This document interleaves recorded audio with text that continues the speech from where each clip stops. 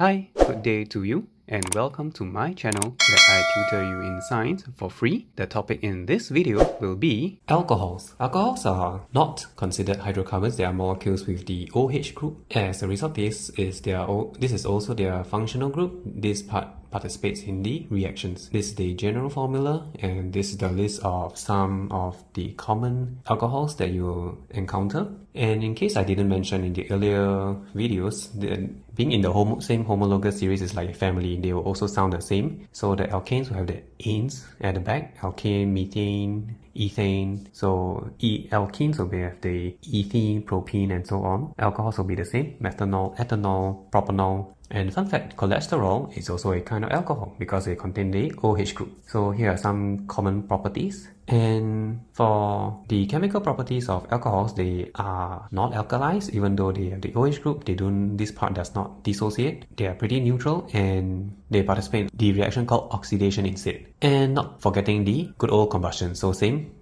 on combustion, add oxygen, becomes carbon dioxide and water, just balance out, very straightforward. Oxidation is carried out by the oxidizing agent called the KMNO4 or K2Cr2O7. These are very common ones: potassium manganate or potassium dichromate, and this helps add oxygen atoms into the molecule. So this will become, an ethanol molecule will become a ethanoic acid, the COOH group. So this is the functional group for acids we will be talking about in the next video instead. So in this case, if you are using potassium manganate, manganate will decolorize from purple to colorless. Potassium dichromate will change color from orange to green. And all these colors come from all the transition elements that was used.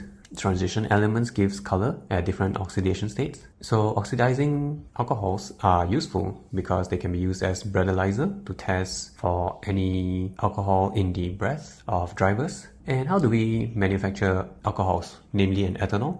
Is by hydration of ethene, and this was covered earlier, so I won't be touching too much into detail. This is just a recap. This is how it looks like. And this can also be produced by fermentation, by adding microorganisms like yeast to a source of sugars like fruits, vegetables, or grains. And in a condition of less oxygen, they undergo anaerobic respiration, ethanolic fermentation in this case, that produce alcohol, ethanol, by breaking down glucose because they need the energy to survive. So ethanol is the byproduct in this case. And if you are a biology student, you know that yeast, the enzymes in the yeast work best around a certain temperature, 37 in this case. And usually in any lab setting, it has to be maintained throughout so that you get the highest yield. Any higher, the proteins in the enzyme will denature and the reaction will just stop. So looking back at the oxidation portion, if alcoholic drinks are left in the air exposed, oxygen and bacteria will act on the ethanol and make it become an acid. And here are some basic uses of ethanol. And that is all for today. Hope you enjoyed this video. Do give it a like and subscribe and share it with somebody who needs to see this. And I will catch you in the next video. Bye!